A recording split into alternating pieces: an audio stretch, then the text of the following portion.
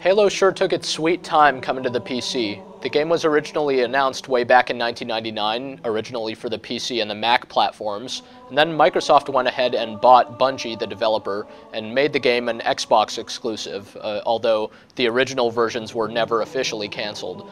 To date, Halo has sold more than 3 million copies on the Xbox, which isn't proof of how good of a game it is, but certainly is evidence to the fact that Halo must have done something right if that many people have wanted to pick it up. It's also a big part of why the Xbox has been as successful as it has. And now, finally, the game has come to the PC. The PC version of Halo is pretty much a straight port of the Xbox game, which is now about 2 years old. So you wouldn't necessarily expect that a 2-year-old console shooter could live up to the very, very high standards of PC first-person shooters. And yet, Halo most certainly does. It's still just totally a first-rate first-person shooter. You could rank it right up there with the best the genre has to offer. Games like Doom and Half-Life. Halo belongs right there along with them. It's just a really exceptional action game, and although the port leaves out unfortunately some of what made the Xbox version really good, such as the cooperative single-player campaign, it's still just a really fabulous game, especially if you have a system that can run it smoothly. Like many first-person shooters, Halo consists of a single-player and a multiplayer component. The single-player mode is pretty much pure action for about 12 hours. The core game mechanics are pretty familiar to what you're used to from other shooters, but they're just extremely well designed. During the game, you play as the Master Chief. You play as him even during the multiplayer component. He is only known by his rank, and he's this kind of cybernetic super soldier, the last resort of this human fleet that's caught in a real rough spot when it's cornered by this vicious alien race called the Covenant. The Master Chief is awakened from his cryogenic slumber and charged with helping the computer AI, Cortana, out of the sinking ship so that the aliens don't get a hold of the coordinates to Earth. Things like that. So the situation is pretty desperate from the beginning, and indeed Halo actually has a very, very good story to it. This is top-notch science fiction stuff, and certainly is one of the best stories ever seen in a first-person shooter, though admittedly that's not necessarily saying much. The Master Chief is very strong. He has recharging energy shields, which is a very important and rather innovative aspect of the game. You can't sustain a ton of damage, but you can take some, and then you'll make your strategic retreat.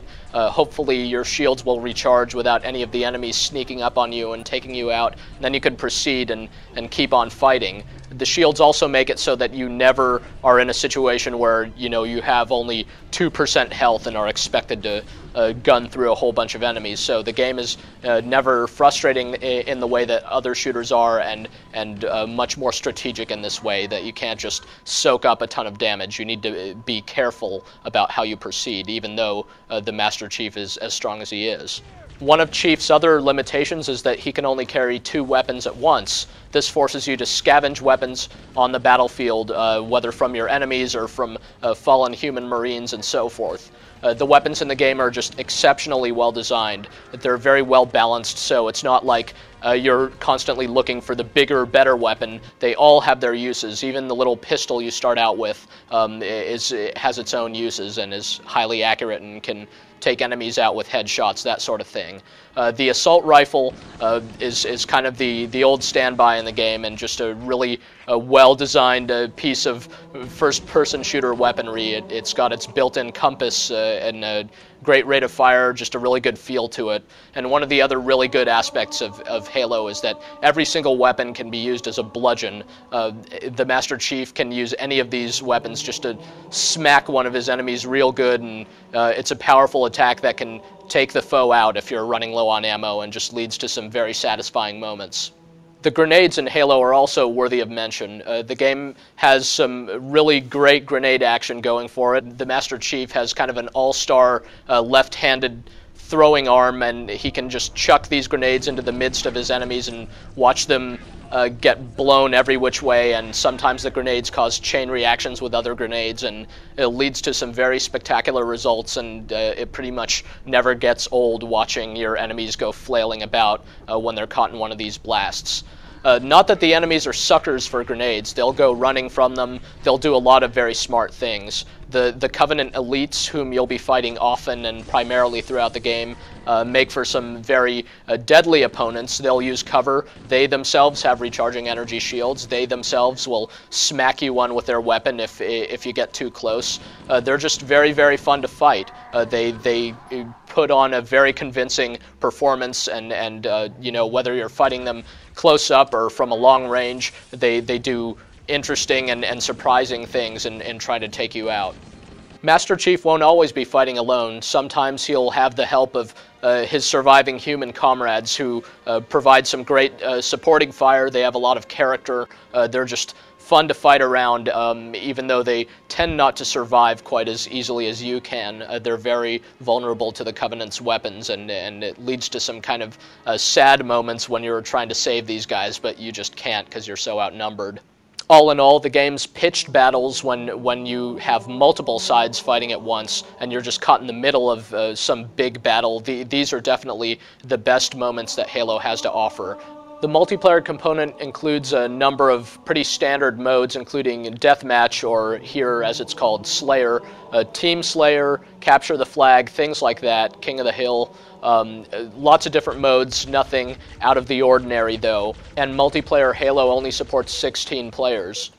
This PC version does include a couple of new weapons not found in the original Xbox version. They're the flamethrower and the fuel rod cannon, which is this big plasma bazooka thing, but these weapons don't make a substantial difference to the core game, since the other weapons are so well designed. And other than that, really the main thing that multiplayer Halo has going for it is the inclusion of vehicles. Halo's claim to fame is really in how it seamlessly incorporates vehicles into the action. Other PC shooters have since done a pretty good job of that, but Halo is still really great about how it lets you just jump right onto a vehicle. The view seamlessly transitions from a first-person to a third-person perspective when you do so, and you could take to the air in these flying vehicles called Banshees, or skid around on the ground in these 4x4s called Warthogs, and it's just a great amount of fun as you can team up with other players and blow each other away, either on foot or in these vehicles. Multiplayer matches can be a little laggy. The in-game server browser is pretty rudimentary, and all in all, multiplayer Halo has plenty of potential. Apparently the editing tools will soon be available for the mod community, and once people get a hold of that stuff, hopefully they'll help this multiplayer become much more fleshed out than it currently is. For a port of a 2-year-old Xbox game, Halo actually looks surprisingly good. The game's graphics hold up very well to today's standards. The character models may not look totally outstanding, but the animation is first-rate, and again, the weapon design and the special effects, all that sort of thing, just looks excellent. The physics for the vehicles in particular looks really, really good. On the other hand, the game surprisingly doesn't run all that well, even on high-end machines. You can fine-tune the various graphical settings and get it running, better than it might otherwise, but you'll probably find yourself wishing that the game ran as smoothly as some of the other shooters you've probably been playing lately, and in general things like explosions, and when a lot of stuff is going on at once, that's when you see the game's frame rate take a real hit. On the other hand, Halo's sound, its audio, has suffered nothing in translation and is still just exceptional. The game has a really, really good soundtrack and really great weapon effects, great character voices. Some of the Marines have different ethnic accents and stuff like that. The Master Chief himself has a very cool and level-headed voice. It's just a very well-produced game from an audio standpoint, and the music in particular really helps make some of the battles even more dramatic than they already are. If you've played the Xbox version of Halo, then you pretty much already know all this stuff, and indeed the PC version probably isn't necessarily worth your while unless you really want to play the multiplayer online and really want to play the game at higher resolutions and have a high-end system that could see it through. On the other hand, if you've been holding off on playing Halo until this PC version arrives, wait no longer. This game, it may not be getting any newer, but it still holds up exceptionally well, and that's the sign of a true classic. It's when you have a game that, no matter how much time goes by, it's still, its quality still completely shines through, and that's definitely the case with Halo.